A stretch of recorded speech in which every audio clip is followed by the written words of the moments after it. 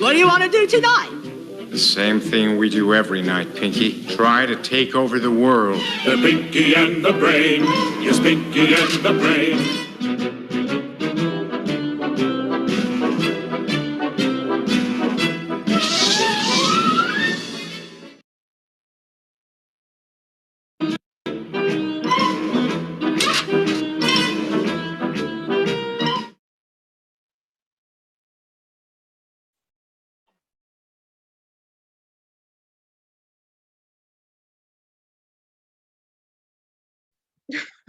Yes, let's talk, family. We are on. Welcome. Let's do this. I am so happy that you all are on today. Again, I said I know that you could have been on any platform, but you chose to be here. And so I just want to say big up. Thank you so much for being a part of the platform. I believe that our guest presenter is here. Yes, she is. I'm seeing her. And so, Jody, whenever you are, we're ready. I just want to say hi, Jody. So Jody's almost like our resident economist. Big title. So Jody is she is a research analyst as well as a strategic analyst by profession. And she has graced this platform on many occasions. And I just want to say thank you so much, Jody, for being on. Thank you for always making yourself available. And I'm truly happy that you are here. And the Let's Talk family knows you by now. And as I said, you've become our resident economist. And so you will see Christopher Brown. He is my co-host. He doesn't want to say that, but since we're giving everyone title, Chris, that's if that smile was fake anymore. We can't hear you on mute there. So I just want to say, guys, that I'm very grateful. Every week I sound extra grateful. I'm grateful. I'm seeing some newbies on. So let me big up on my newbies. Hey, Candice. Candice is on, Jody. Hey, Richard, hi Richard. Anyone who is on that you've been on for the first time, Chevian. And no, Chevian name doesn't seem new. Galaxy A31, I don't know who that is, but hey, we're just bigging up all the persons that are on the Zoom. Hi, Angela. Hi, Nicola. Oh, hi, Nicola. Thought this was my cousin. Hi, Nicola. Hi, Angela. And this is from Facebook. So all my Facebook family, take your time and come on in. We are about to have a great discussion.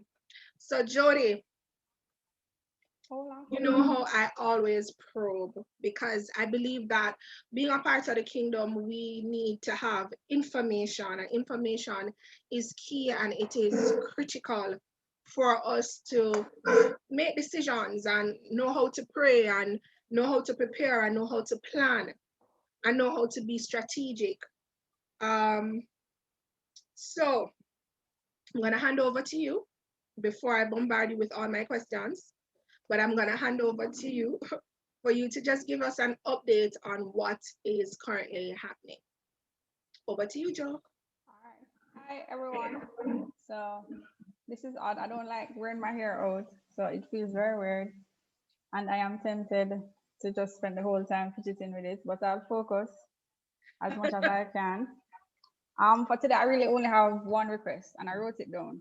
And I want us to think of solutions or ways to help. Just don't just absorb the information, but put it to use. And so I know at the start, when we first came on, we used to talk about that, COVID came along and there are opportunities that could come from this. And, it's about pivoting and doing things differently. And here we are now, February, end of February, 2 months into 2021, still living with COVID. And we'd have gotten information up to last week for companies that are listed on the stock exchange that reported their performance for the full year. And I just want to share with you from 3 companies, their words, not mine, what it is that they said. Let me see. Should I share my screen? I don't want to think I'm making it up. That's fine, Jody. We trust you. All right. So Supreme Ventures, and I'm not encouraging gambling on your platform, said, while the onset of COVID-19 in March 2020 brought on new challenges and opportunities for our group, the company focused on providing our customers with easier and more access points for our products. This focus led to new and innovative approaches to how we serve our customers and has positively impacted each interaction. We have become more agile in our ability to meet customers and stakeholder requirements and have improved communication within our retail network. All right. Although business operations were heavily impacted by COVID-19 over the course of the year, we rebounded and produced a record-breaking 4th quarter, which generated profits. And it says the amount, right? Grace Kennedy, on Friday release, Grace Kennedy records best financial performance in its history. 2020 revenues were up by 12.3 billion, or 12% over the prior year. Noting that GK's 2020 financial results do not reflect any one-off gains, Group CEO Don Webby attributed the remarkable performance to the company's improved agility and the successful execution of its strategic initiatives, notwithstanding the challenges presented by COVID-19. At the center of GK's strategy in 2020 was securing a reliable global chain, improving efficiency to better manage costs, as well as providing new delivery channels and innovative solutions for its customers. So we see 2 companies that have probably what we thought would have been the worst year have recorded, well, for GK, its best performance ever. So in a pandemic, they have done their best ever. And for Supreme Ventures, they had closed down, I think the horse racing track closed for quite a bit of time and they rebounded. So they pretty much made probably a little bit less than last year, but nowhere near you thought it would have been at the start of the year. And how did they get there? They really managed the costs. So both of them speak to managing costs. And that is one of the things, or one of the strategies that they would have used. And I know we had said it before that, you really have to look at the opportunities, and both sides said that there were opportunities that came with COVID-19 and they had to restructure. So for example, when you look at companies like Grace, they would normally probably sell to schools and, big spaces. And they had to say, well, school isn't keeping and people are at home. How do we then make things for people at home? do we then produce packages, instead of doing these big bulk rice or these big bulk things when, we don't have that market anymore? Do we make more of the smaller items and we package things or we put things out there? And so it is really speaking to how it is that the economy also performed throughout 2020. So it took a really big hit in the second quarter when, we had the shutdown. And so economic growth was down quarter on quarter by 18.3%. And then in the third quarter, it dipped by 10.7%. So it was improved relative to the second quarter. And then projections are showing that for Q4, it's around somewhere probably about 8 or 9% decline.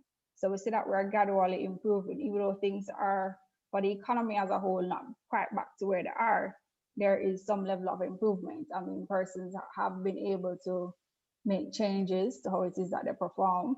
There are some areas that have emerged because of COVID and persons have tapped into that.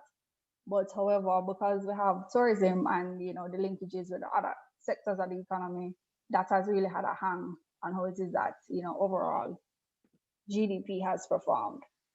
And that is really linked because, there are less persons coming in. So it means that there's less on the transport side of it. So I noticed, just pick up, if you notice anything, the company that I highlighted is in manufacturing, and manufacturing companies we thought would do well because people still needed to eat. Right. Despite whatever may come, whether you're working or not working, belly or growl. So people always, have or find ways to eat. But then they also sell to hotels that would have been part of the market. And how is it then that you face yourself in a pandemic that you restructure? How is it then that you say, hey, these people aren't there anymore? Do I just fold my hands and say, people I used to sell with gone, so my business done? You have to say, what else can I do? And that's what they did. They looked within themselves and they said, all right, then a lot of companies use COVID as an opportunity to do some of the cost-cutting measures that they probably wanted to do from before. And I think that would have helped them in terms of their performance. And it would have also helped in terms of economic activity and kind of pushing things to a little bit better than it was before. So if you have any questions on that sector, because we want to touch on the finance sector as well and see how that has been performing. Guys, any questions on the manufacturing sector, any concerns, any comments that you have, you can go ahead and post on both platforms, both Facebook and the Zoom. If you have any comments, questions, go ahead. You can use the chat or you can raise your hand. We are fine with that. Go ahead, Jody. I'm not seeing any questions for you. So manufacturing would have fared better. So if you look at the financial industry now, they had it a little bit tougher. So a lot of banks, you would have realized that what they did was they have really been over probably the past 3 to 4 years been pushing, more online activity.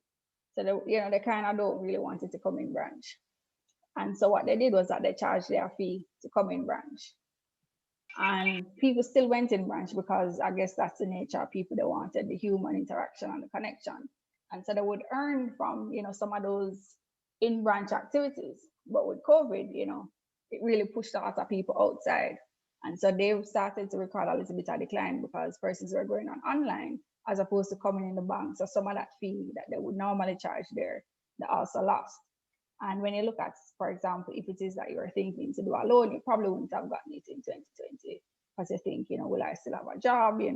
My car can probably do 6 years instead of, even though I wanted to change after 5 years, with COVID coming, let me go a little bit longer. And so you probably would not have gotten a loan or you would have delayed that. As well as you would have seen some of the impact in terms of if it is that you think about 2018 and a Juta Tours or a Maxi Tours driver comes to you and say, hey, I want to get a loan for a car, a business loan. You would look at him and he would present to you and say, hey, this is, what it is that I earn on a weekly, monthly basis. And, you think to yourself as probably a credit analyst,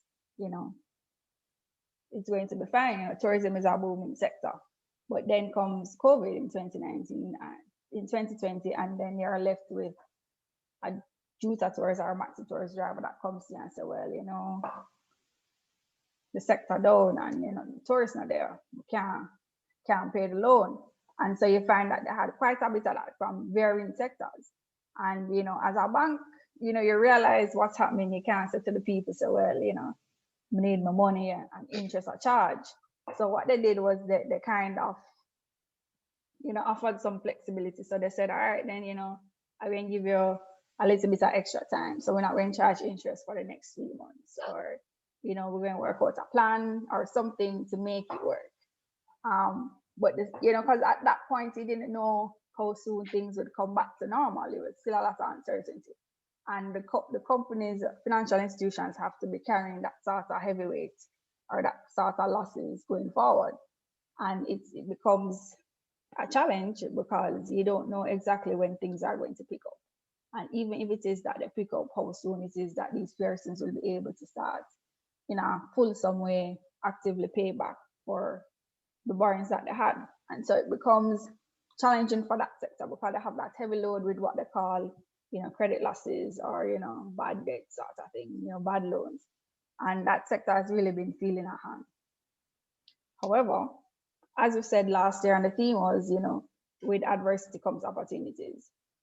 So for this year, you will really see the bank still carrying that heavy load of debt and load, associated with a lot of the loan losses and persons not taking up as much loan as they used to. However, what they're going to do is they're going to use this opportunity to position themselves for next year or the next 2 years. And you're going to see probably banks making acquisitions in 2020 into 2021 that position them to reap that benefit in another year and a half. And that is because they're able to, in this climate, probably make purchases at reduced price than they would have been able to a year or two ago. And they're going to take that opportunity. So we anticipate for the financial sector that we're still going to feel some of the heavy, you're going to still feel the hang of COVID-19, into this year. But come in another year or two, we're going to start to see an uptick in that area because they're going to be making initiatives now in the present, with, prices you can probably attract, because of uncertainty or, the opportunity to make investments at a lower cost is there. And they're going to take that opportunity and position themselves for the future. See if I can share something.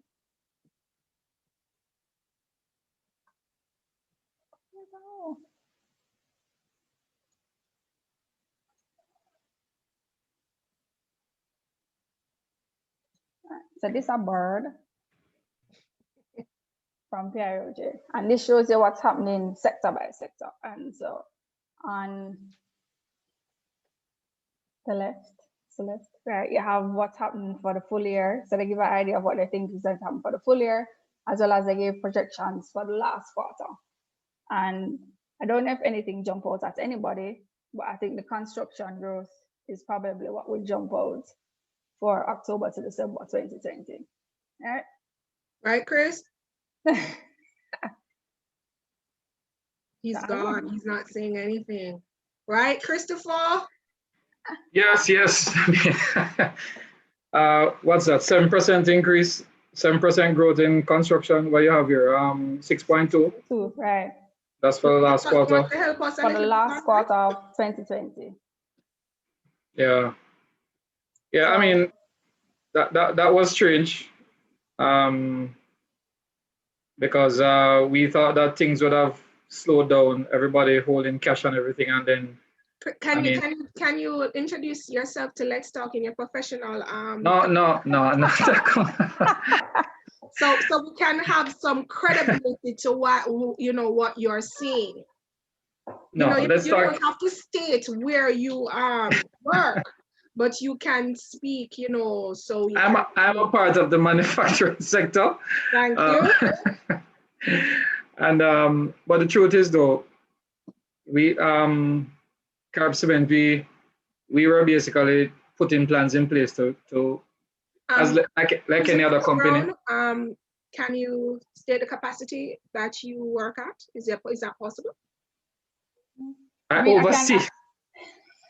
Yes, If they Julia. want me to help you out, I can't tell you what they said in the quarterly report. Thank you. Jody. The Carib Cement points to stronger domestic demand.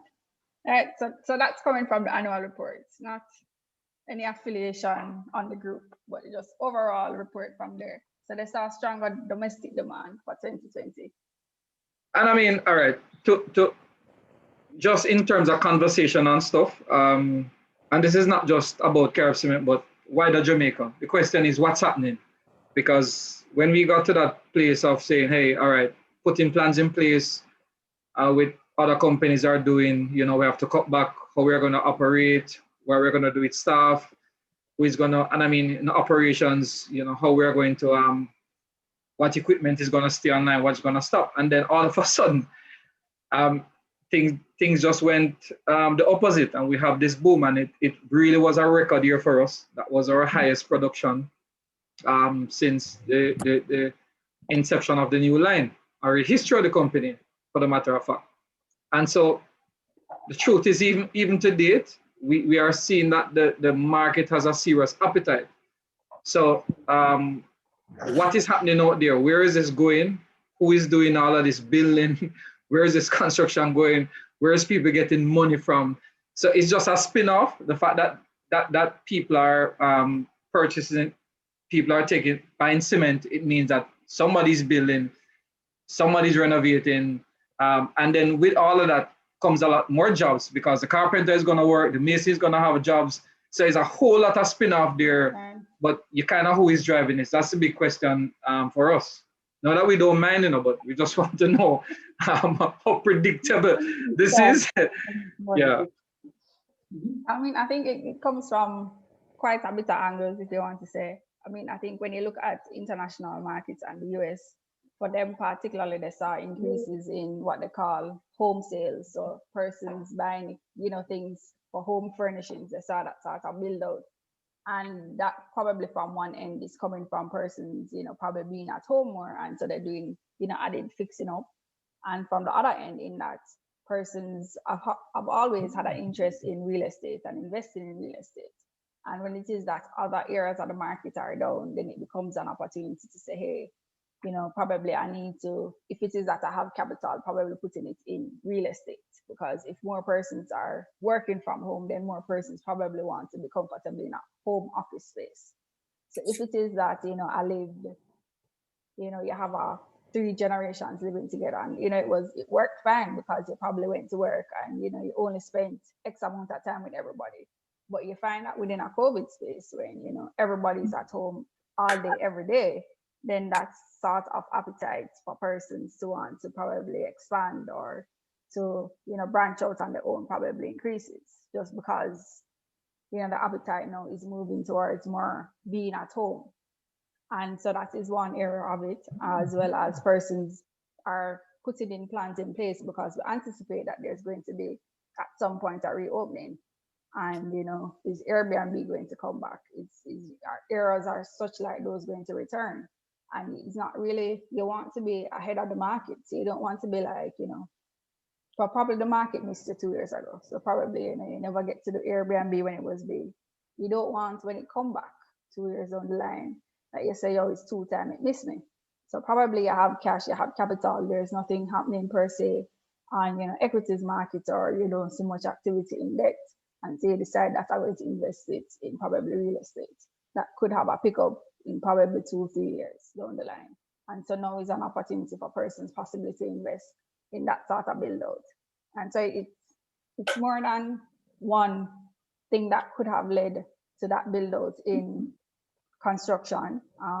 So I think I pointed to 3. So one would have been persons being at home and doing the fixing up, persons expanding or coming out on their own because of more need for more comfortable home space, as well as 3 persons preparing for what is to come, as well as a lot of, you persons probably do use the downtime, even if you look in hotels, that, it's a down period. So, it's an opportunity. Normally, if I wanted to do some expansion or build out, I probably would have to close and be inconvenienced to tourists and, guests. But no, in a down period, I can possibly, do that expansion, greater with greater ease per se. So persons are using the downtime to do some expansion and prepare for what is to come. I see Doreen hand, Chris. Doreen hand is raised. Doreen, if you have a question, you can go ahead. I was just commenting that a lot of persons overseas are buying their houses here. So whether our economy is down, they are purchasing houses here. So a lot of places you see them housing scheme going, especially in Portmore here. These two different schemes they're planning. So cement and the other manufacturing companies are seeing that people are needing this kind of facility. So no wonder it is up.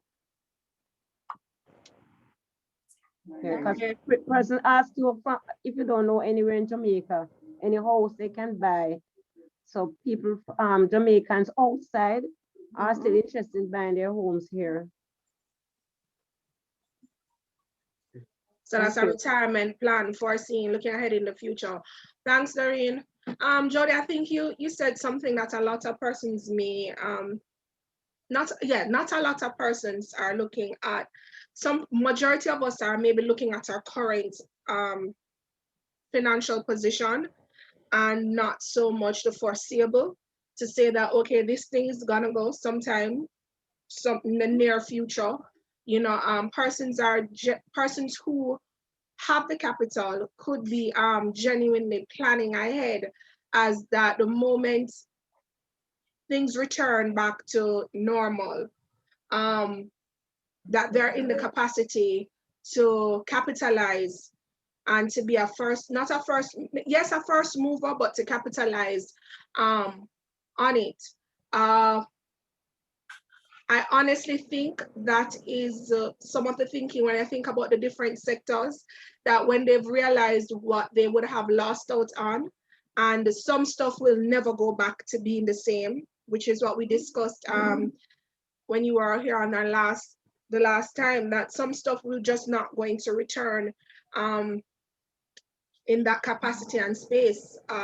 Persons are realizing that they're paying less for rent, less for lights, less for water. They're actually cutting on cost. And so certain things just won't go back to the norm. And as Jody has asked us to do, Let's Talk Family, it's, can we think solution oriented? Can we think of how is it that as individuals, what is it as individuals we can do to benefit from this information?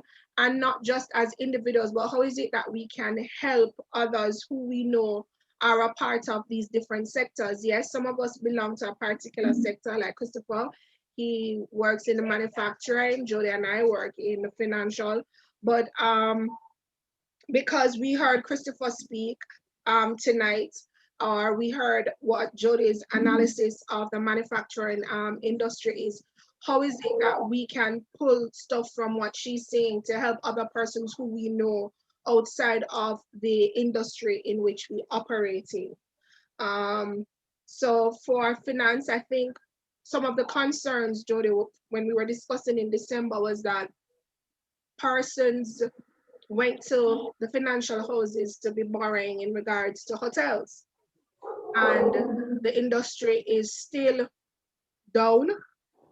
Service industry is still down, entertainment industry is still down, and most of the times these persons would kind of reach out to the banks to kind of upfront some of these monies and costs and whatever. In light of that, and I know that yes, the financial sector is putting certain things in place. Do you foresee any, like regulations coming out? Do you foresee any down the road impact because of whether it be unable to pay debt, anything of that sort? Yeah, so what I say is persons looking at it as an opportunity. So I mean, we're looking at it from one side and say, oh, this could be very bad in the future. But I see another person sitting down and thinking, how can I buy in and make money off of this debt that they have? And I think that's where what you call your private equity investors are going to come in and they're going to approach, some of these, or they're going to come up with a package for your hoteliers to say, hey, you have this situation, where you're owing the bank, bring me in. And, I will help with that situation and we'll work towards, and they're going to make some funds from that. So that's what I see happening. I think the Minister of Finance has earmarked some funds to assist with the sector. I'm not sure exactly how if it's through DBG or anything like that, but I see where the private equity market is going to come in and say, because currently now hotels are, the valuation is a little bit lower than it would have been 2-3 years ago, as well as, they're not as proud as they were 2-3 years ago. So they're going to be in need of some assistance. And I think that's where, they'll come in. Oh, and when we say private equity, we mean as opposed to listing, for example, on a stock exchange. So if it is that you have a business and I take a stake in your business and I give you funds for a piece of your business, then you would consider me a private equity investor in your business. So if it is that you have a shoe store and you sell me 20% of it, that's me coming in as a private equity partner, right? So that's what we're thinking. That's what I'm thinking, that they would look at to say, okay, you have this debt with a financial institution, right? Let's call it Bank of Jodi. And, I'm running them down and saying, hey, you need to pay, we can't forgive the debt. And we definitely can't wait until, everything has rebounded for you to start paying back. What can you do for yourself? And then, a private equity investor will come along, let's say Banker Natalie or private equity partners, Natalie, will come in and say to the hotelier, will say, hey, let me repay your debt. And then we will work out something on our end as to you repaying me for that debt. And so I think, some of that will come, as well as, it's not just from a point of view of them, benefiting and earning fees and income from it, but also as a way to help the economy in general. And that is, how it is that they will probably offer their hand to help as to how it is that we can get out of the situation. And so, the debts on Bank of Jodi will not be as bad, in terms of my performance, and I'll be able to pick up and, pay back whoever it is that I would have had loans with to lend to you and, function and perform better. Whereas it's now going to be a new situation for the private equity partner, who will then work with the hotelier to have things getting back to normal.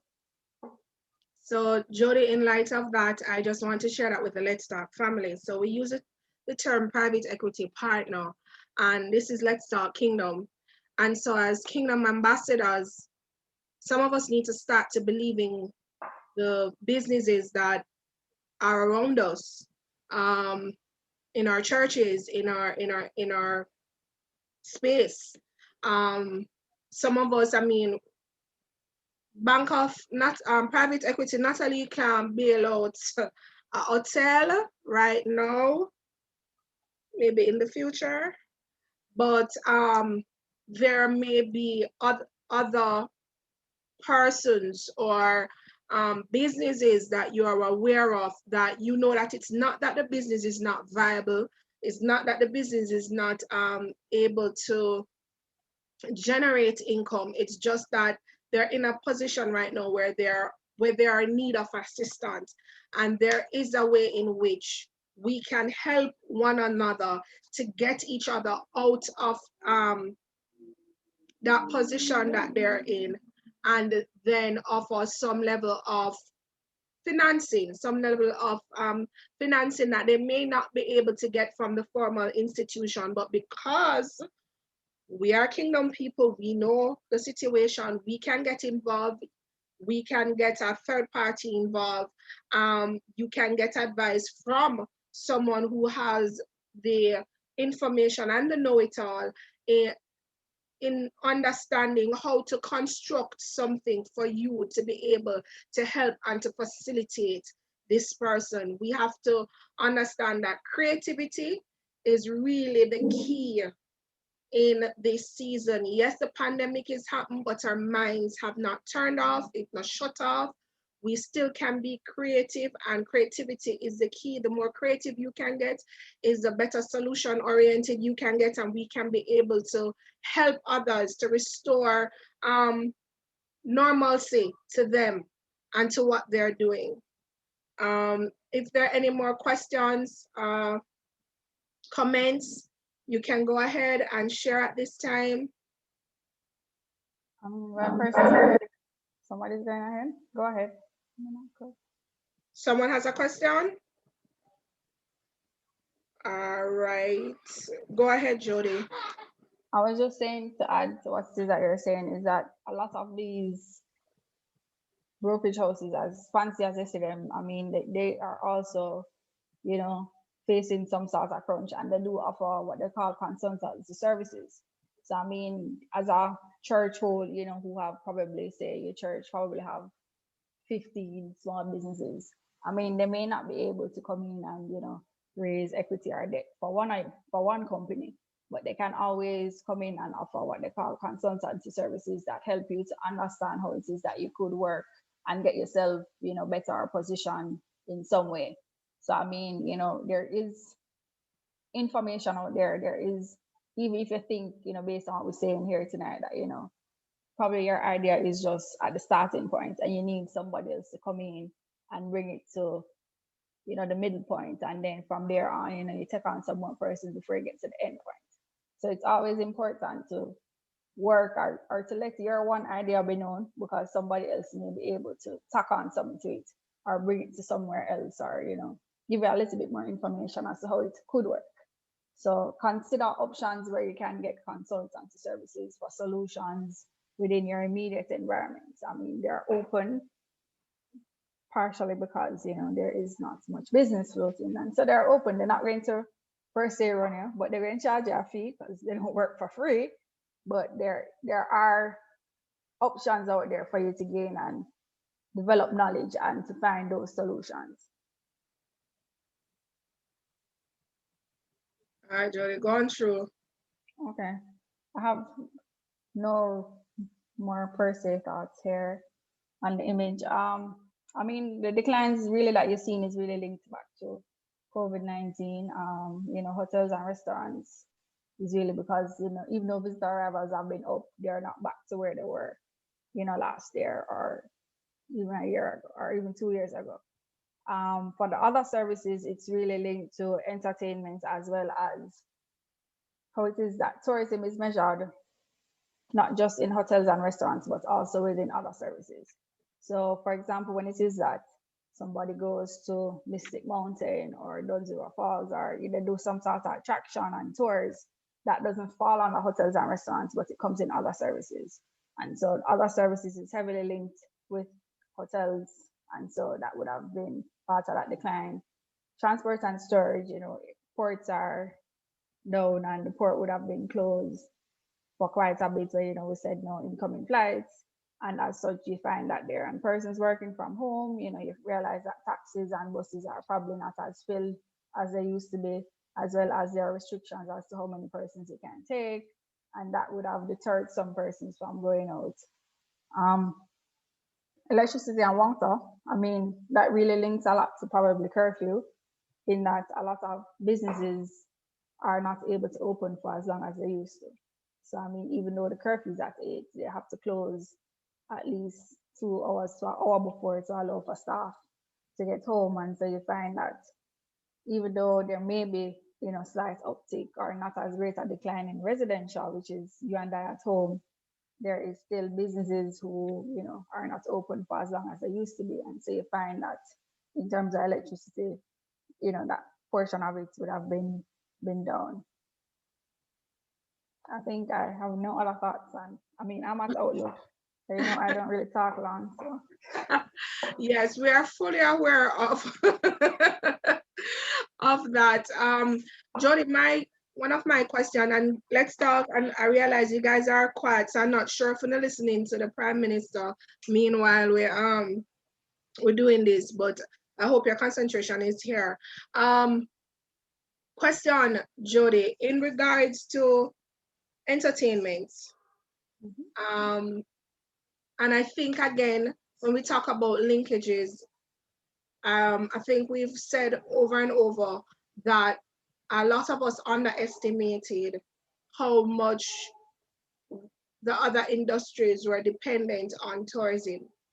Have you heard, have you seen anything that speaks to the government trying to figure out ways and plans of strengthening other industries to kind of move away from this one big entity, tourism? I know that they want to do some targeted financing. I think the minister spoke to it in his presentation recently. Some of it will be going to farmers in agriculture. There's some amount that's going into capital expenditure, which is like building our roads and stuff. So that would help in some ways, because agriculture is one sector that's tied to hotels and restaurants, and you know, building or helping, you know, to build capacity in those industries, because some of the what would have happened in the past at points is that agriculture was not at a place where it could fully feed the demand coming from hotels and restaurants. And I think what they want to do is to, at this point, to put some funds into agriculture to make it not as reactive. I mean, you know, if there's a flood, it bothers them. If there's, you know, too little water, it hampers them, and so, you know, their supply to the markets, you know, becomes weakened. So if it is that they can put in infrastructure currently, you know, during a down period of time, when it is that things have rebounded, particularly in tourism, then that industry should be able to satisfy or be better able to fill the demand coming from that end. So that's one area that I'm aware that they're looking at. But because our government is not one that has as much reserves and, you know, flexibility money-wise to do, you know, I think there could be more that it is that they wanted to do. However, they just probably wouldn't have the funds, and it's within a time where revenues are low. So government is not earning as much as it did last year, you know, based on the fact that economic activity generally is down. So there are areas that they probably would want to pump some sort of cash in, but they wouldn't necessarily be able to. So I think on the very end of it, they try to play, you know, the balance between opening up and protecting the health of the population. And so I think, you know, that is basically where they try at best to feed or to help everybody. So, you know, we open up and, you know, to allow businesses to continue to function, and, you know, we kind of give a little bit of restriction so that, you know, the health and well-being of persons are, you know, isn't as affected. So I'm not putting you on the spot. I know you don't work at the Ministry of Finance, and I know you don't know the minister, but do you foresee in the next budget reading any taxes increasing as a result of the coffers being so empty? Do you foresee any interest rates going up? What do you kind of think? And as I said, I know, guys, this is not for speculation. This is not thus saith the Lord. This Pure is speculation. Jodi speculating as to what she believes would be some of the moves the ministry would make in light of what is happening. Because as you guys are aware, we're in the month of March, so it's budget time. So certain things are about to unfold by the end of the month or by the second week of April, around there. Yeah. We should be aware of what's gonna happen to us. We got a little 1% off last year. Is it going to maintain? What's gonna happen? So Jodi, can you speculate for us to let us know what do you think is gonna happen come April? I think it's going to be hard for them to come and announce new taxes. I mean, you know, even though it is that they're facing reduced revenue, I mean, at the end of it, they still have to think, on a political side, and how is it that, if it is that you come to the market or you come to and say, hey, we're going to tax you a little bit more, but they still have to be creative and find a way to fill that gap. So it may not be in the form of a new tax. I mean, I think they may probably try and do, if anything at all, is probably some restructuring for some stuff. So, kind of come in and go back out. So, I mean, you probably, if it is that you get something, you probably find that there's something else on the other end that, sends it out. In terms of, the reducing of the general consumption tax. I mean, so that is based on, so generally studies have shown that, you want to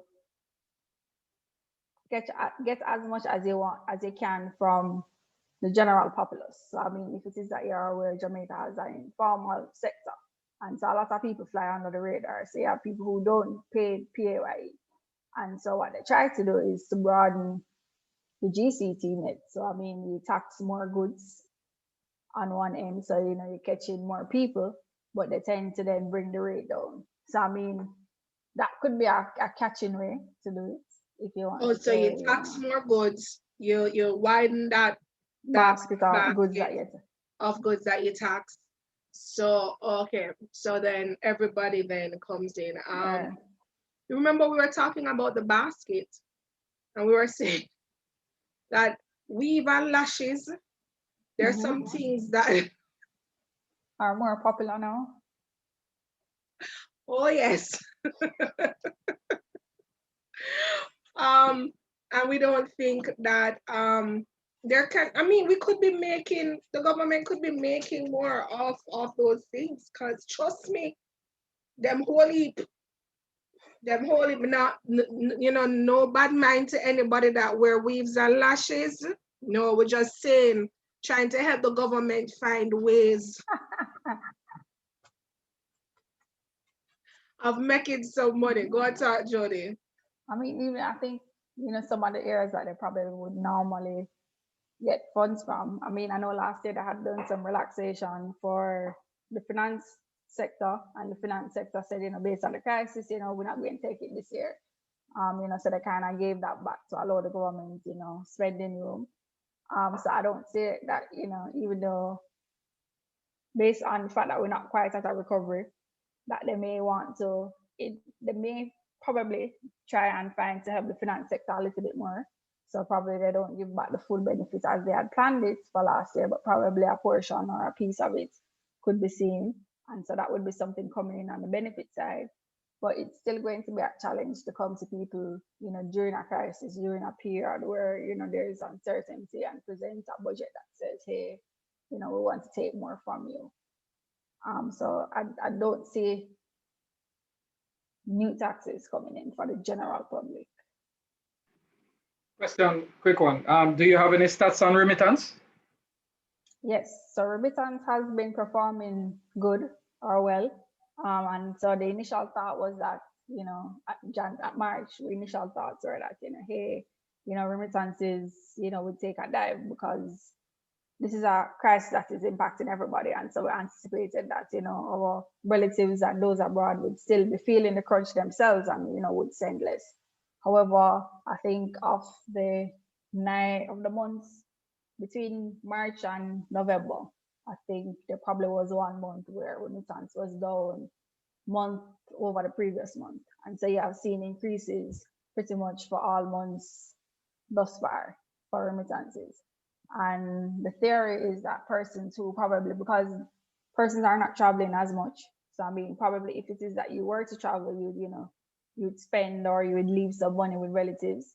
So because you're not traveling, you're probably now just using the formal methods of, sending cash for family and loved ones, as well as because it is that, schools and, there are quite a bit of tablet drives that happened in terms of helping persons to get tablets, and persons in need that you would have seen probably more funds coming in just because of those methods. I know there have been a lot of drives on social media, a lot of persons, remitting funds, to help build houses and those in need. So that could have been one way. So it's really on one end pointing to persons seeing, you know, the great need within our economy in terms of persons and how it is that they're able to function, and so they would have probably sent a little bit more, as well as persons who would typically travel aren't traveling, and as such they would send funds that they would normally give when it is that they travel to persons. So it's now coming through a different method. So it may not necessarily be that more funds is in the hands of Jamaicans, but it's just based on how it is that we measure it. It is now through a different channel, so that channel is reporting higher remittance or higher funds passing through. Guys, Just, sorry, go ahead. just another one. So we change government, we change leadership now in America.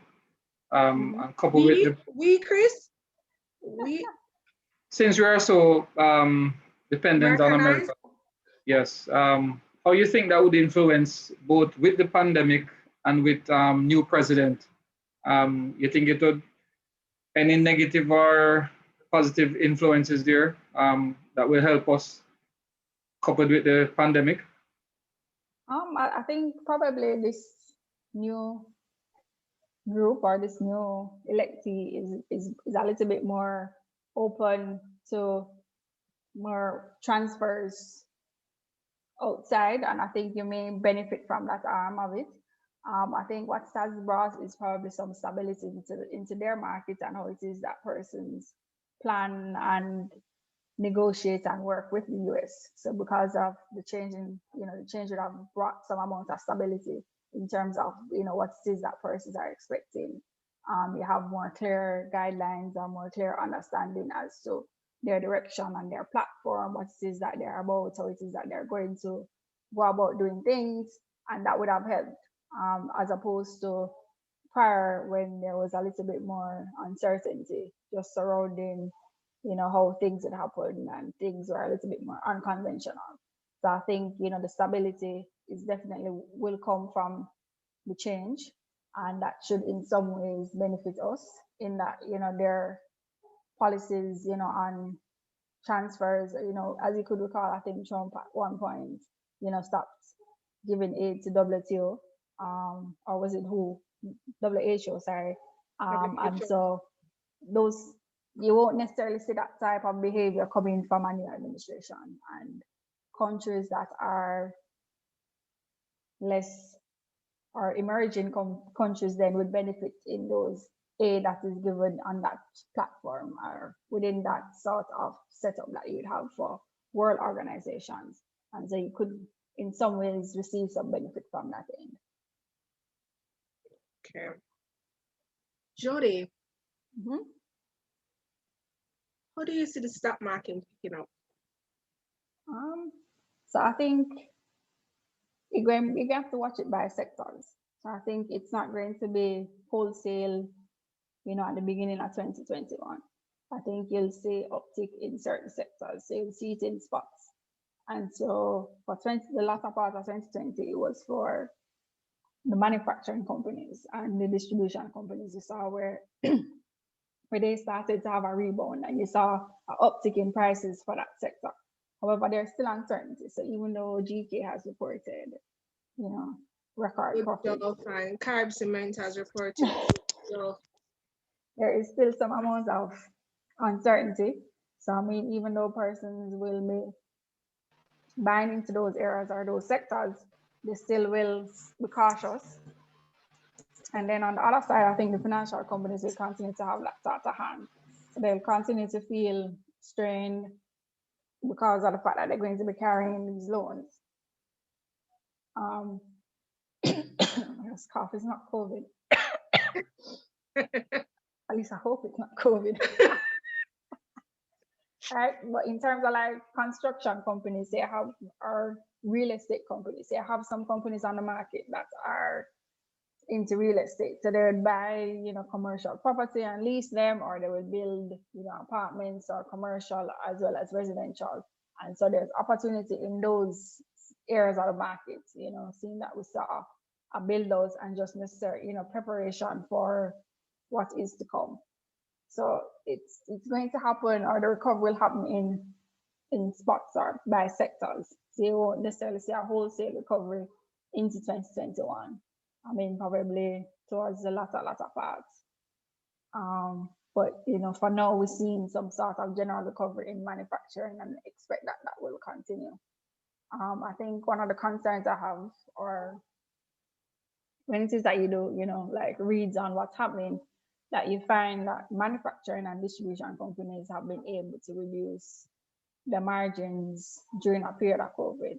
And when we say margins, we're talking about how much of the revenues they retain in profit.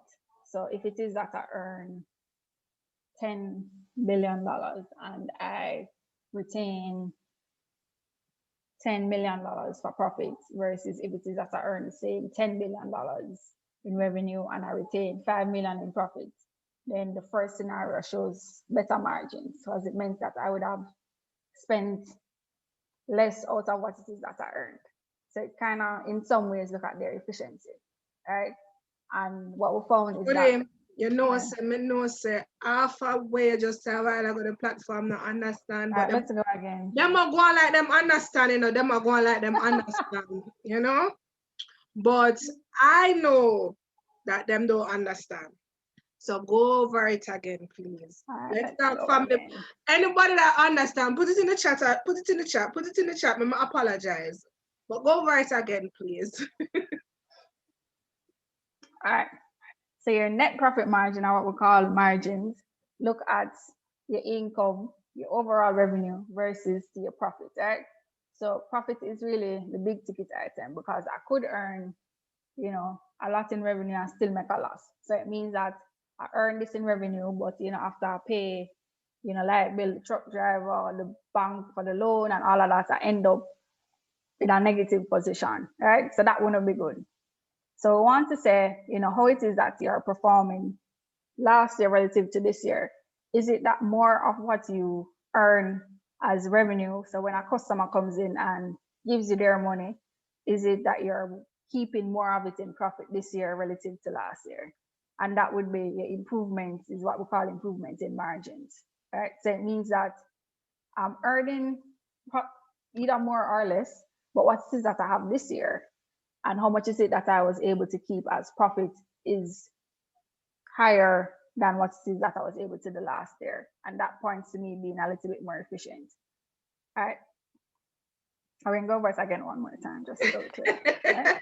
So when it is that I walk into a store, so let us say I walk into Fontana and I, buy hair products, and they take my money, that money that they take from me and from you, they have to use it to pay staff, pay electricity, maintenance on the building, or if it is that they lease the building, they have to probably have bank loans, they have to buy the product itself and that sort of thing. So they have expenses.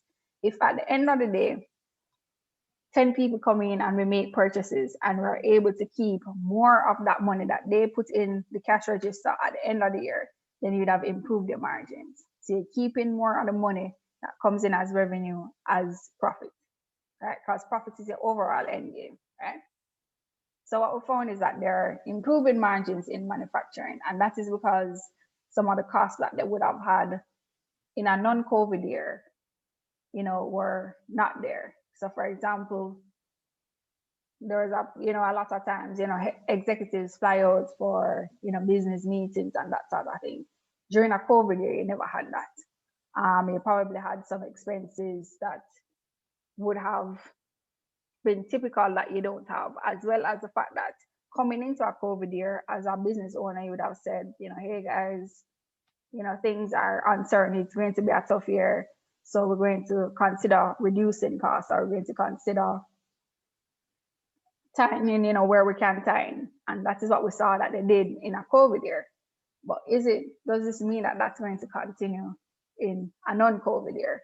So when there is a vaccine and, travel reopen and people are moving freely as they used to be, are we going to see a return to flying out for business meetings, or will we continue on Zoom calls? Are we going to see that sort of strategic planning towards saving because, things have now returned to normal? which if you think about yourself as a individual, if it is that you know that, you know, I may lose my job, or, you know, you start letting go people, then your behavior changes. But if it is that, you know, things are going great, you know, everybody coming to work, nobody not get fired, I mean, if it is that I want to accel every week, then sure, be it. But if it is I think, yo, I might lose my job, I begin to think, no, so, well, you know, let me just have regular chicken and, you know, put aside some of that money. So how is it that businesses themselves will then change when things go back to being non-COVID? Are they going to still be as strategic in minimizing costs, or are they going to return to a space where they're still being very tight or very restrictive because they want to maintain those margins? And so that is part of the question that we'd have to look at for the stock market when it is that we're looking at companies like manufacturing. You know, yeah, they're doing well now, but are they going to continue to make record profits next year because of the fact that they're going to be strategic, or they're going to be managing costs? Or will they return to a state of, you know, things are great, you don't anticipate, you know, COVID 2022, so, you know, let's just do what we feel like doing? And I really don't have an answer for you, but that's something we need to think about. Yes, that's something to think about, Jody. That's what we're doing, you know. We offering up the information to say, guys, hey, this is happening. What is it that we can do? How is it that we can help? What are the solutions that we can come up with regarding what's happening, the reality of what's happening. So Jody, as you spoke a little bit about the stock market, guys, she's not soliciting anything. Is there any 3 companies we could go and research? Okay. For those who are, you know, nervous about the stock market right now, which 3 companies you would send us to go and research about? I would say you could look at like a Cygnus. That they do well in terms of dividend payment. So that would be one that I would say, you know, you could think about if it is that you're into it for dividend. If it is that you're into, you know, price appreciation sort of, you know, and price appreciation meaning that we want you buy at say $20, and then, you know, within a 3 months, 6 months period, you know, that price moves upwards, right? So companies that generally give like great or better dividend payments, they don't really move so much during a short period of time. So I mean, they may go 2 cents or 3 cents up, or $1 up, you know, within a shorter period of time. But companies that give you like greater price appreciation, you may find that, you know, within a 2 weeks, they probably go up $2, and then, you know, another 3 months down the line, they're probably up $10, and that's what you call like price appreciation. So for those, I would say definitely like the manufacturing companies. I mean, you could look at a GK, which kind of gives you both. I mean, they do good dividend as well as you see price appreciation, you know, within spurts. So that could be one. So 1 is Cygnus, 2 is GK, and your third? I will stick with still within manufacturing space. I would go with LASEM, or just Lasco Manufacturing. right. So guys, go on Google, go on research, go on Jamaica Stock Exchange, do your research, do your reviews, call your financial houses, speak to your financial advisors, and see what, you know, you can do. Go ahead, Jody. Have anything else you'd like to share with us? Yes, so we're at Outlook. So what are we seeing, or what are we thinking is going to happen? So I think there was a release from the UK in terms of the release their schedules for reopening or allowing for in and out of flights. And I think that was May. So that brings some sort of good news for tourism in terms of visitor arrivals. So they are opening up in May to allow for travel. And so that could be good news, as well as the vaccine. And even though it may not be with us at first or immediate, the fact that it is going to be in other areas and we communicate our work with other areas, then that's benefit for us.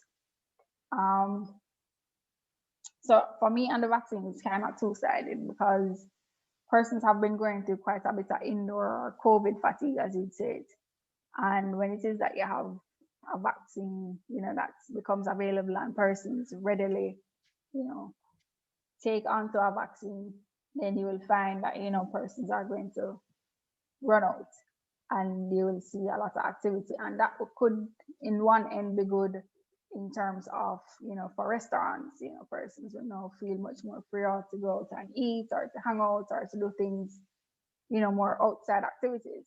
However, it's still a road for the vaccine. It's still a process. It's not, there are still going to be challenges and hiccups. So even though the approval and they do the trials and you do the testing, because it's still fairly new, you're going to still have persons, even though you may have taken the vaccine, that you still have cases that still pop up. And so it brings with it, some good and some bad. Another thing is when you look at it more domestic or more local, in that there are rising cases for us, and we saw where the government would have, made a little bit more stringent in terms of their restrictions. So they would have moved up from 10 p.m. to 8 p.m. for our curfew. As you say that, for those of you who didn't get the opportunity to hear the Prime Minister, he has extended the 5 a.m. to 8 p.m. curfew from March 1st to March 23. Also, all zoos, parks, gyms, attractions, and bars will close at 6 p.m. until March 22nd. Only students sitting examinations such as PEP, CSEC/CAPE will be permitted to have face-to-face classes. So that's the little that I received. So for those who have been on the platform and didn't get an opportunity to hear, the Prime Minister, just by way of public announcement, curfew has been extended to March 23, and that's 5 a.m. to 8 p.m. All bars, zoos, gyms, restaurants, they will be closed by 6 p.m. And only students who will be sitting CSEC, PEP, all the examination, they are the only children or that should be having face-to-face at this time. So you may continue, Joe.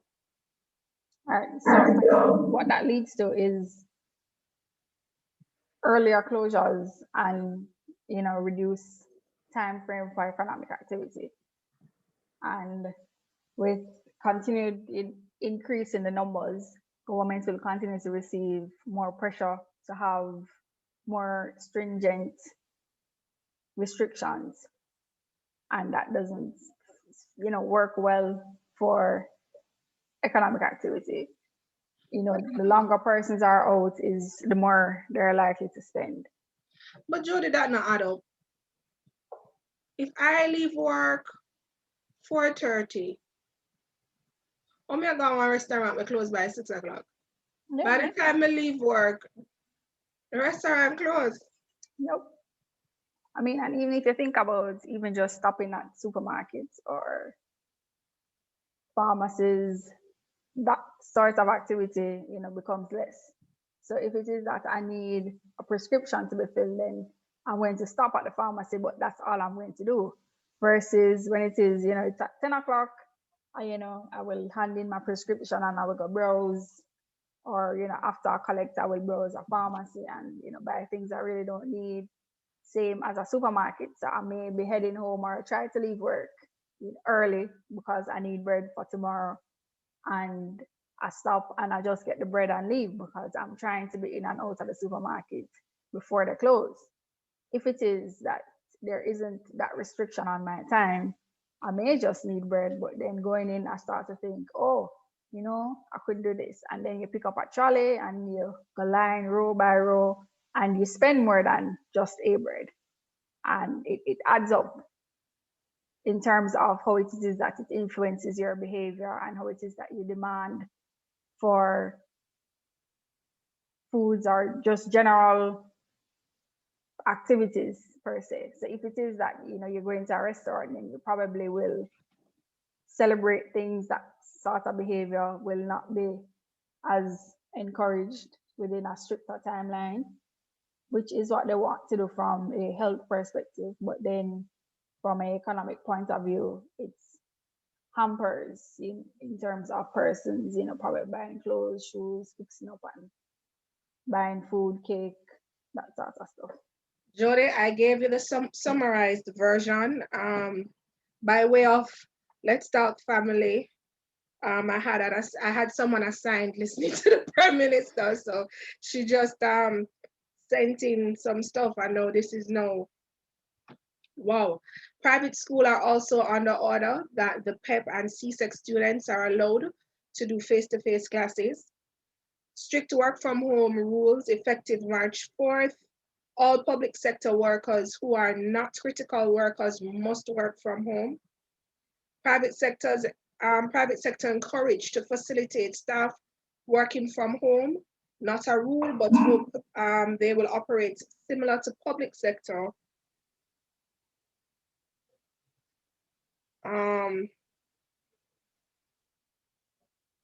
Renee, public gathering limit remains at 10 persons until March 22nd.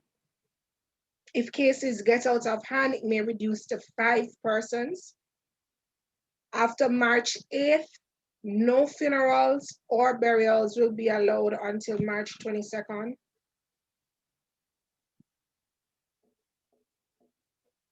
You guys process it for me and Jody process please so I can understand. I'm seeing something here. Says not yet had an opportunity to meet with the churches. March 1 to 22, only online services for the next 3 weeks, except 10 persons may be allowed in the sanctuary to do the streaming and worship, etc.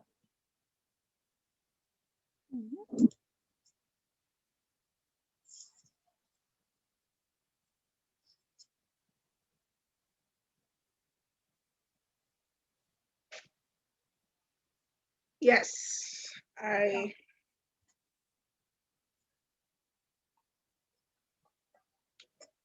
wow. So I don't understand the no burial, no funerals or burials. I think if you don't bury before March 8th, then you just have to wait until the 22nd. But isn't that at a cost to the family? They're saying anything after the 8th, there will be none at all. None until after the 22nd. No burial, no funerals. But wouldn't that be at a cost to the family? Guys, educate me. Me no know say no have to pay for keep the body for ice. Hold on. Yes, it will be at a cost. Weddings, 25 persons, including bridegroom and 2 witnesses.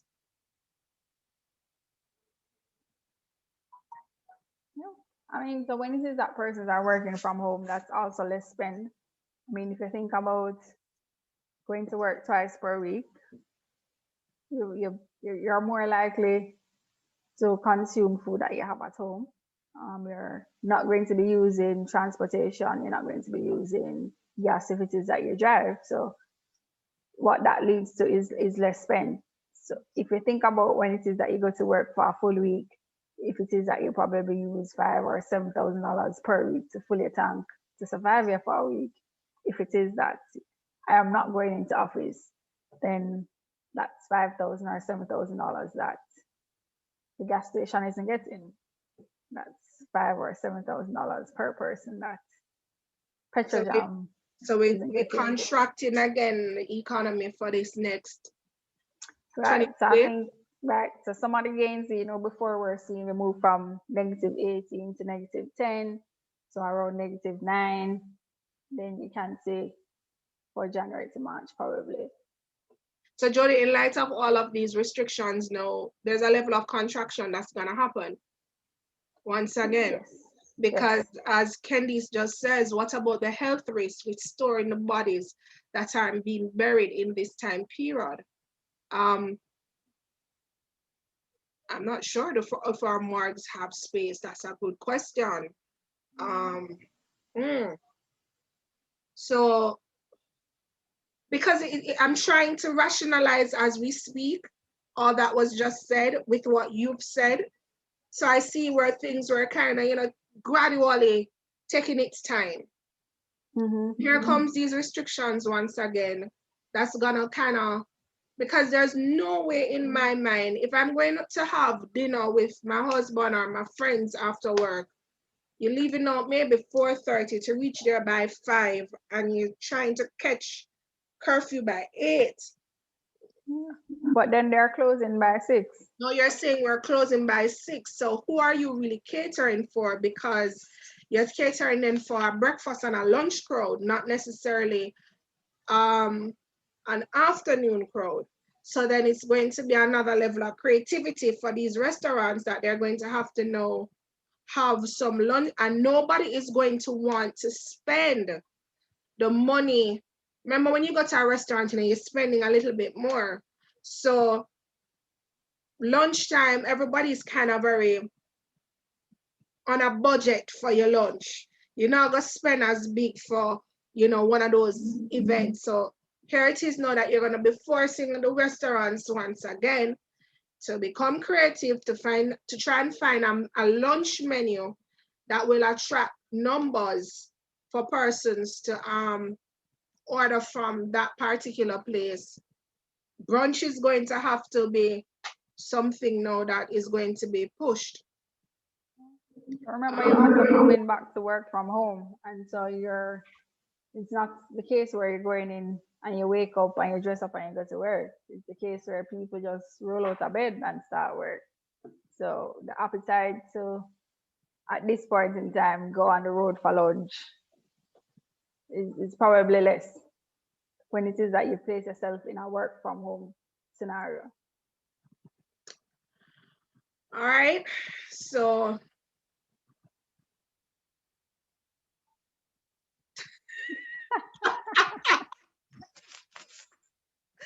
why let people have weddings but not funerals? People aren't dying on purpose.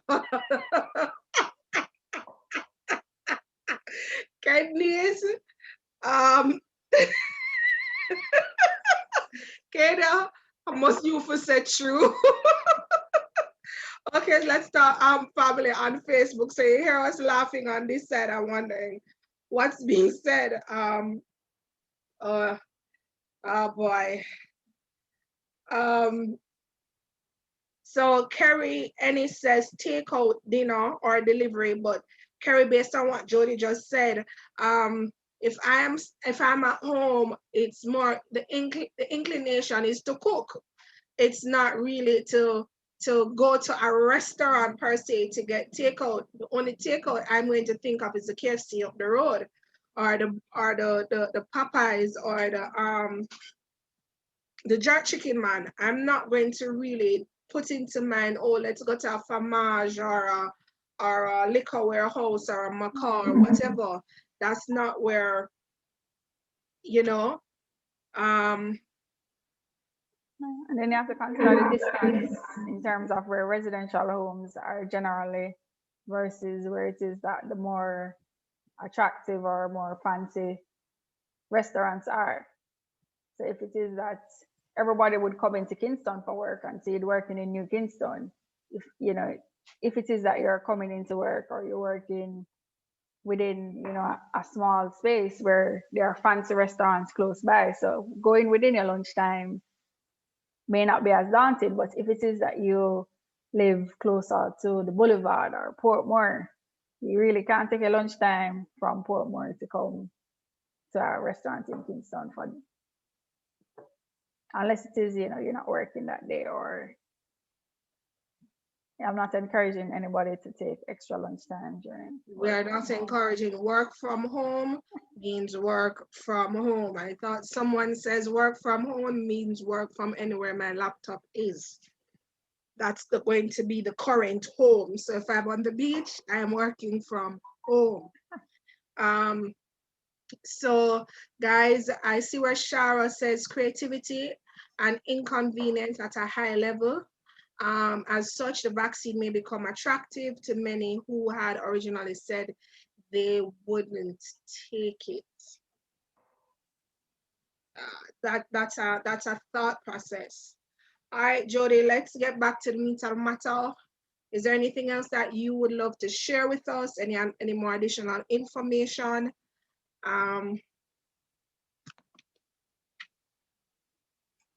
No, I mean, not really. It's just that, you know, with the more restrictions now, the outlook for a first quarter and becomes a bit more dim. You know, it's not as optimistic as you would have thought. Part of what happened during the fourth quarter was they had Christmas as well as a longer curfew hours were later. As such, you know, that would have fueled the opportunity for more economic activity, for more gatherings, for more doing. And if it is that we are going to be in a much more restrictive environment, then it in some ways prevents that sort of rebuilding activity from happening. And that brings with it a challenge. However, we do understand that government is trying to balance healthcare for the population as well as economic activity. So, I mean, they're trying to strike a balance between giving us some freedom and allowing businesses to remain open, whereas restricting in some ends to allow for less possibility of transmission or for COVID-19. So it remains a challenge for government, and it remains a challenge for us how it is that we can find opportunities. It's not a case where opportunities have dried up. If it is that you weren't able to do so in 2020, it means that, you know, there is no more opportunity that exists. There are still opportunities that exist. There are some opportunities that you may have thought of and you put some legwork in, and then there was the reopening, and as such, it didn't become as viable an option anymore. But we see where with restrictions, those ideas could then once again become viable. And it's how it is that we reposition with each new happening that happens. So it's continued flexibility that will be needed. So it may not be just as we thought in 21, we pivot to online. You know, we may have to be fluctuating in between. We may have to be pivoting and re-pivoting once things are changing. So if it is that you started an online class and then schools reopened and there wasn't that demand for it anymore, you have to make your business flexible, because there will continue to be changes throughout as it is that we navigate. You know, prepare for what is to come or how changes will happen when it is that a vaccine becomes widely available and accessible. And that will lead to some changes in behavior for persons. And we have to continually be in a state of looking out, thinking what is possible and how it is that we plan and prepare for. So it's not a stagnant state where it's just a one change. It's going to be continuous changes that will be happening as we progress to get back to, I don't want to say normal, but or we progress towards what we consider to be more normal. But some of what it is that we start to do now will become normal. Right. I mean, I heard somebody say, and this is as a thought, that they find that they have like breakouts in the cheek regions because of the mask. I mean, there could be something that somebody could formulate specific for, you know, reduction of breakouts while wearing a mask. So you have to think of solutions for problems as they come along, or how it is possible problems that could arise. You know, persons would have started to send children back to school, and they would have made some amount of arrangements, And now that's changing. How is it that you could offer a service to help assist parents in some ways? Could you do your own online class that is a little bit more interactive than what a school offers, that could keep a child more occupied so that a parent at home could work for longer period without being interrupted? You just have to continually think of how it is that we can position ourselves for changes as they come. Thank you so much, Jody. Guys, if you have any comments, now is the time. If you have any questions, now is the time. A lot has been said, a lot has been shared. I'm grateful for it. I would say my takeaways from this presentation regarding the economy, that we need to become creative.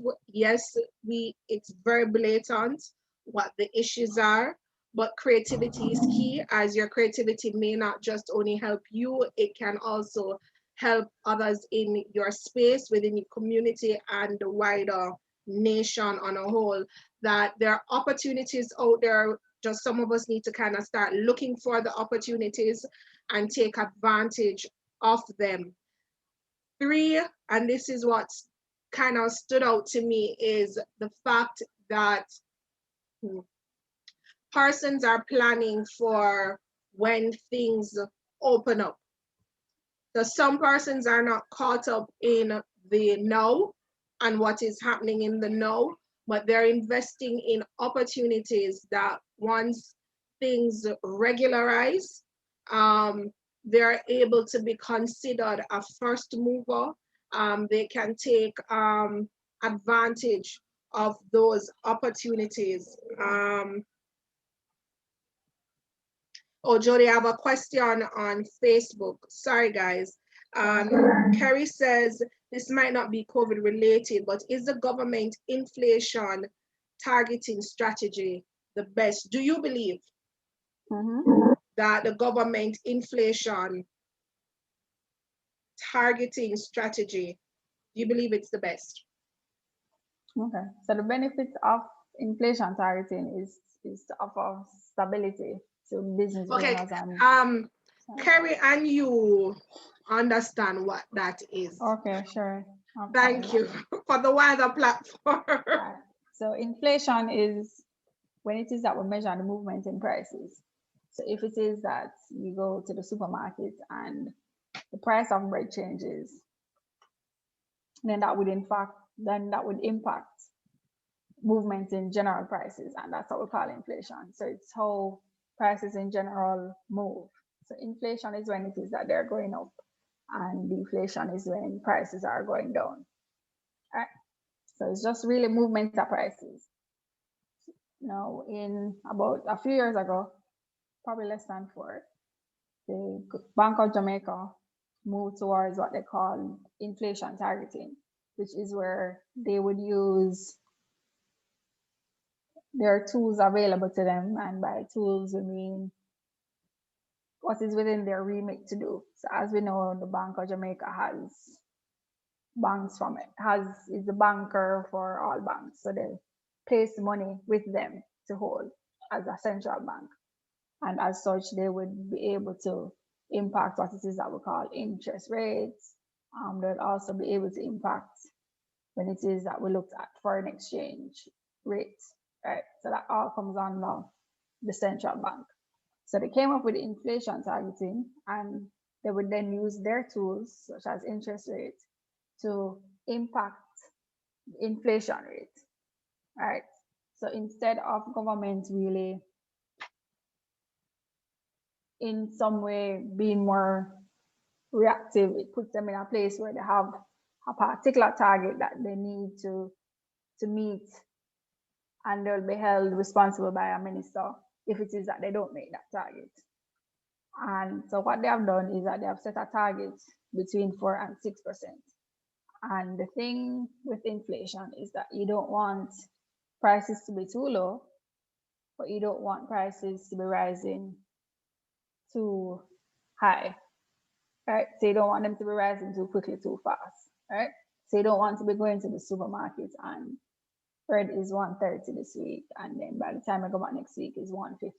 You don't want that. But then you also on the other end don't want bread to be 130 this week, and you go back to the supermarket next week and it is 120, and then it dropped to 90 and 100. So I mean, it may sound good for you as a consumer, you may think about it, but if the price of bread dropping, it means for the supplier that they'd have to then spend less, which means they probably have to let people off. So it has ripple effects. So you don't want it to be dropping, you don't want it too low and you don't want it too high. So they set up a target which they thought would be a base target.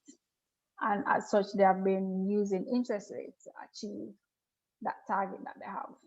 So what it means when it is that the focus is on inflation targeting is that they don't intervene as much as persons would probably like in terms of the foreign exchange market. And so I think from one end, what you find is that persons don't like inflation targeting because you find that you have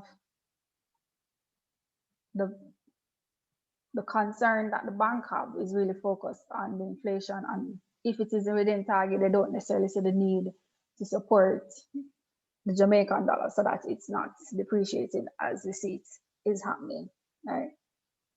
You know, there are pros and cons to, you know, having the depreciation, having a level of depreciation.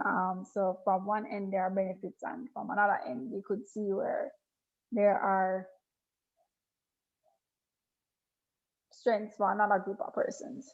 And because it's not their focus, and I think probably that's where Kerry's question is coming from, you find that you see where the dollar is what we call sliding or allowed to slide. And that presents some challenges. But inflation targeting within itself provides what you call stability to your market. And that helps you to know that prices are going to be within a particular range and band. And so it helps you as business owners to plan for what is to come and what is going forward. Because in almost every projection that businesses will have to do, they have to factor in inflation. And when it is that inflation was going, you know, 7%, or you don't know if it's going 10%, it means that your planning and your projections would then be off in some ways. But then on the other end, we also have businesses that have to plan for the movement in the FX dollar. And if it is that it's not a part of the core focus, then they have that challenge probably on the other end in terms of how is it that the bank is going to intervene when inflation, they're meeting that target and the dollar is moving in a way that probably we would not want it to move. So I think I personally don't mind inflation targeting. So for me, I would say, I mean, I like that method. If it's not inflation targeting and you look at other options, you will still find challenges with any other option that is there. So it may not be the best for everybody, but if we switch to another method, then that won't be the best for everybody either. So I think when you look at both of them, I would say I would stick with inflation targeting. I see Doreen asking some questions about mop up. Yes, Doreen asked a question, what does it mean to mop up inflation? All right, so mop up is really, they really talk about it in terms of mopping up liquidity. And so if you think about you using your mop at home is when there is water or there is more than you need, and so you put it there to take up, to absorb some of that water. So it's the same thing that the bank would do if there is liquidity. So they call it mop up. So they're trying to take out some of the liquidity out of the market. And by liquidity, we mean the amount of cash that is available on the market. So if it is that, say, where can I put this now? So if you think of your church as a economy to itself, and they're having rally or whatever, if it is that everybody have money. Jody, you keep rally too? Not really, but I know of rally culture. What true? Yeah. So if it is that you're having rally and everybody have money, then it means that we're going to be there a longer time, stopping and taking up and putting on people. And nobody will probably end up singing, right? Because everyone have money. So what you'd want to do in that scenario is to take some of the money that people have out of their hands so that things can flow a little bit better. And it would be a similar thing in terms of what it is that the central bank does. So when it is that there is quite a bit of cash in the market, they would come to market and they would use their various tools to mop up liquidity, and such they would probably make interest rate attractive. So it makes it, if it is that there's a higher interest rate, then you're less likely to hold cash because you're going to say, you know, I can give government my cash and then give me 10% of my money, and that sounds good. And so I give my money to the government or to the bank, I lend it to them. And so it takes the cash out of my hands and put it in the bank. And that is what they call the mopping up process. Jody, Doreen, it makes sense? Majority of the platform understand that analogy. Yep. So guys, if you have any more questions, I'm looking on Facebook, not seeing any more questions, any more comments. All right, so I'm going to wrap up once again. So I spoke about those takeaways before, as well as there are 3 companies that we can research and call our financial advisors and speak to our financial advisors about. And those would be Alaska Manufacturers, Grace, see if I remember the third one. Lassen, Grace, Signos, and Signos. And so, yeah, reach out, do your research, and make your investment if necessary. yeah. Thank you so much once again, Jody, for being Oh, on. just one last thing. Okay, when I said Signos, remember we talked about private equity before? Right. So Signos should be somebody in that space. Okay. So Signos is considered an entity that operates in the space of private equity, and she explained what private equity is. Christopher, do you have any closing remarks? Thanks again, Jody, for the presentation. No, anytime, Right. guys. Thanks. So thank you so much. Let's Talk family, guys. There is a lot to think about, pray about, process. Please let us not just look at what is in front of us, but please let us be solution oriented. It makes a difference. Look in your environment, look around you. What is it that you can bring a solution to? That solution may very well break you away from your 9 to 5. So look at it, become knowledgeable of the different areas that you sit in or you are aware of, and see what you can offer.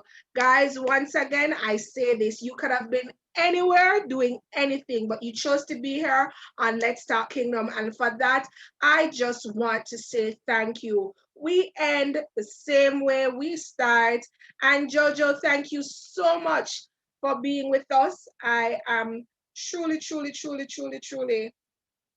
appreciative of you being here on this platform. I'm so not seeing my introduction. I don't know why. But I just want to say good night. I don't see Pinky and I don't see Brain. I don't know where Pinky and the Brain went. Yes, Pinky and the Brain, they went though. So guys, thank you so much for being a part of the Let's Talk platform, and good night. Enjoy the rest of your night and have a fabulous week. Bye guys.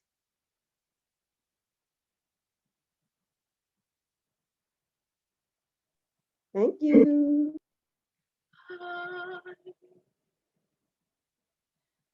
Bye Facebook family. Bye everyone.